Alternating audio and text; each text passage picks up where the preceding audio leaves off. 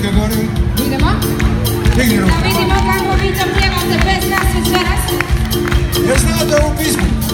Ako znate, onda ćemo je zapivati. Najjače šta možemo. Ajmo čak, jedan!